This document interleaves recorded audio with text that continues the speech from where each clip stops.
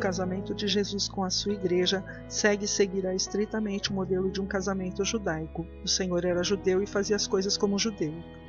Vamos considerar aqui os costumes judaicos relativos ao matrimônio. Obviamente, esses costumes variavam de nação para nação e de tempos em tempos. Os judeus têm sua maneira peculiar baseados na velha aliança e o Senhor seguiu essas tradições e peculiaridades quando escolheu sua noiva. Devemos primeiramente notar que entre os judeus não existe namoro ou corte, como observamos hoje em dia.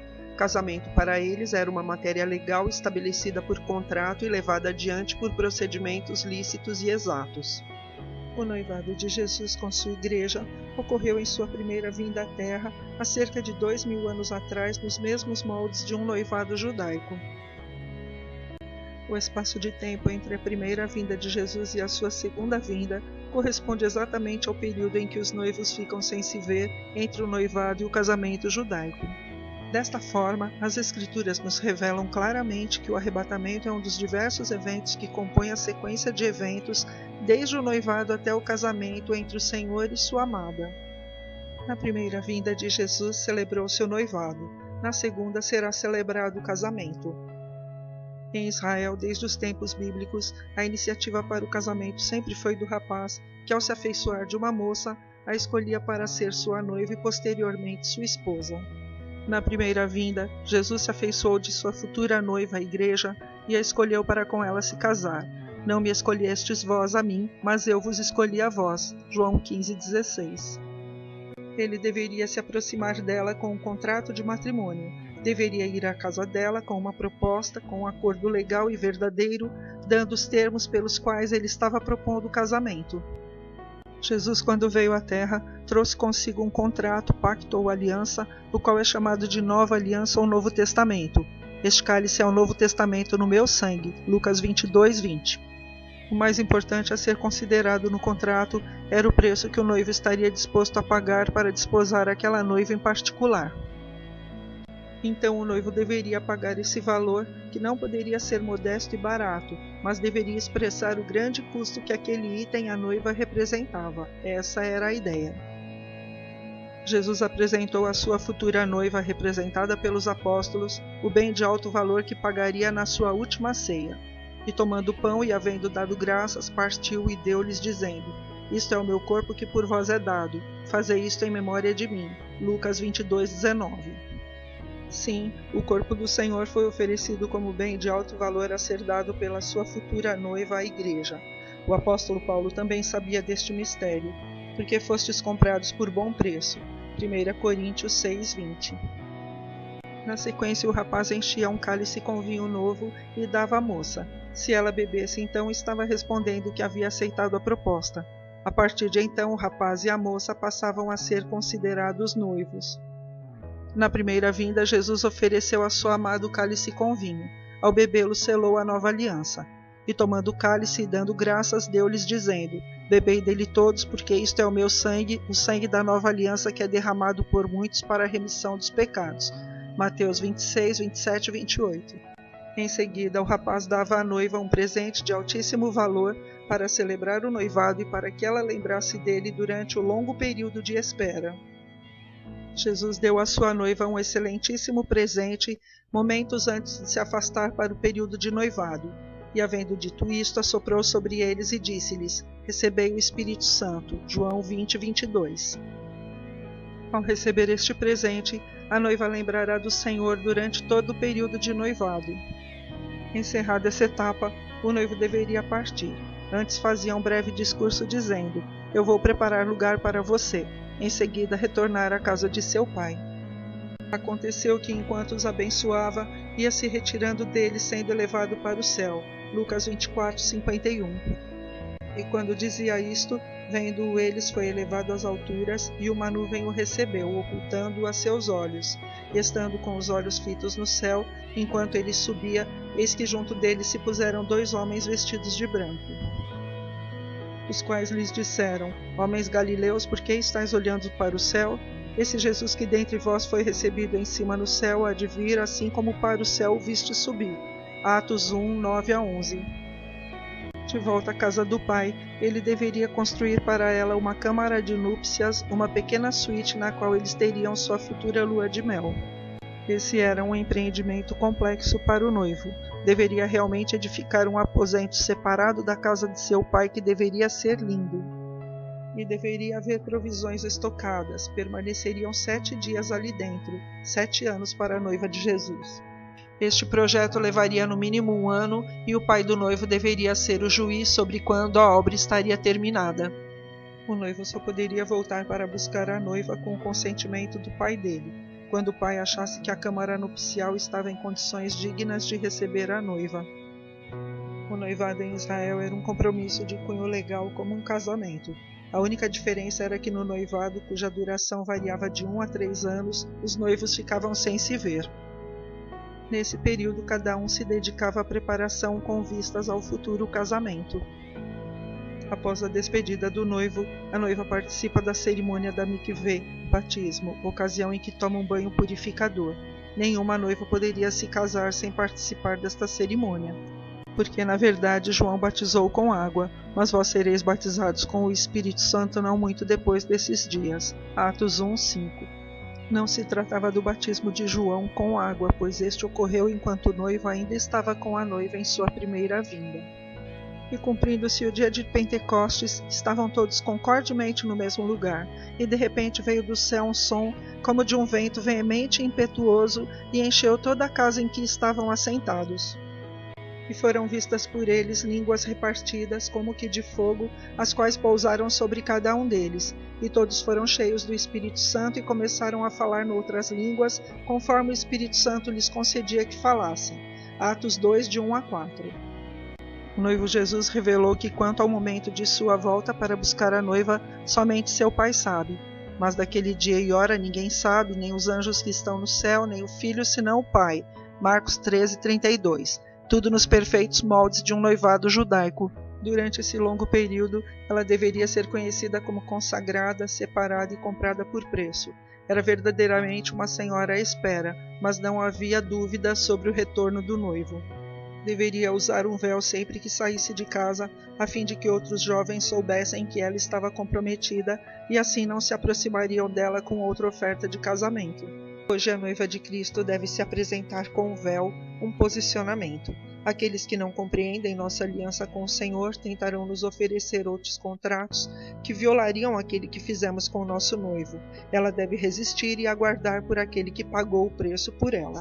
Algumas vezes o jovem poderia se ausentar por um período realmente longo, mas ele tinha pago um alto preço por sua noiva e certamente voltaria por sua escolhida com a qual havia celebrado o contrato. Enquanto estava com a noiva, o noivo falava diretamente com ela. No entanto, no tempo do noivado, que começou quando o noivo subiu aos céus, passou a falar com ela através do Espírito Santo, amigo dos dois. O noivo escreve cartas para sua noiva, como as 7 cartas contidas no Apocalipse, e ao final de cada carta tem o cuidado de recomendar que ouça o que o Espírito Santo diz às igrejas. Apocalipse 2, 7, 11, 17, 29 e 3, 6, 13 e 22. Como era costume dos noivos virem buscá-las no meio da noite, a noiva precisava ter sua lâmpada e pertences sempre prontos. A noiva e suas damas de honra ficavam à espera, mantendo suas lâmpadas acesas e preparadas para a chegada do noivo. O noivo profetizou que, por ocasião de sua volta, sua noiva prudente estaria preparada com as lâmpadas acesas para o encontro com seu amado. Finalmente, a câmara nupcial ficaria pronta e o noivo deveria então convocar seus jovens amigos para acompanhá-lo na jornada em busca da noiva. O grande momento chegou e o noivo está mais que preparado. Ele e seus amigos deveriam entrar pela noite tentando de tudo para fazer a maior surpresa para a noiva. Quando sair a encontrar sua noiva, ele não irá sozinho, pois juntamente com os noivos, de acordo com a tradição, participa como testemunha das bodas um grande e fiel amigo. Na segunda vinda, o noivo, ao encontrar sua noiva nos ares, terá a companhia deste fiel e grande amigo de ambos, o Espírito Santo. E quando eu for e vos preparar lugar, voltarei e vos receberei para mim mesmo, para que onde eu estou estejais vós também. João 14, 3. De acordo com a tradição do casamento judaico, o noivo vem buscar sua noiva em noite de lua nova, pois é a noite mais escura do mês. Daí a necessidade da noiva ter sua lâmpada sempre acesa para que possa estar preparada para a chegada de seu noivo em uma noite de densa escuridão. Jesus virá buscar a igreja na noite de lua nova. Isto ficou plenamente revelado pelo apóstolo Paulo e pelo próprio Senhor. Paulo nos disse um mistério, um segredo, sobre o momento do arrebatamento da igreja do Senhor. Eis aqui vos digo um mistério, nem todos dormiremos, mas todos seremos transformados num momento, num abrir e fechar de olhos, ao ressoar da última trombeta.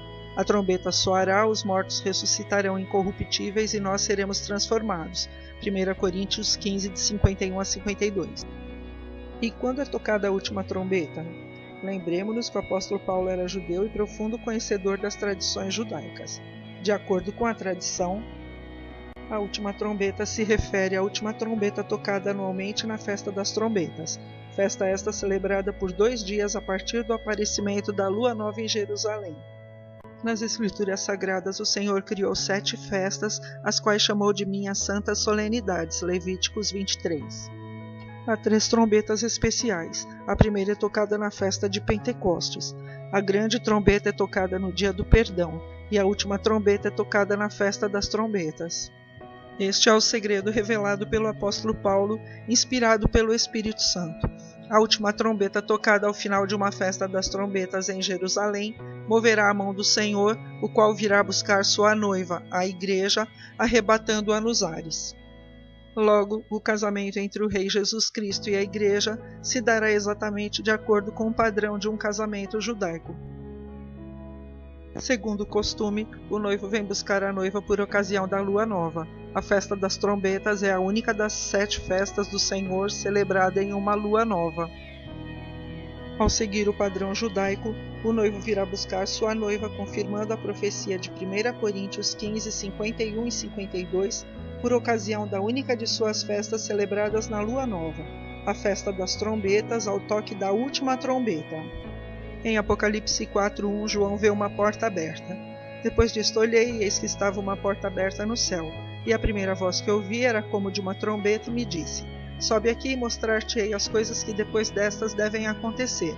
Este verso é uma confirmação maravilhosa do arrebatamento visto e experimentado por João. Primeiramente, ele vê uma porta aberta no céu e ouve a voz como de trombeta convidando-o a subir.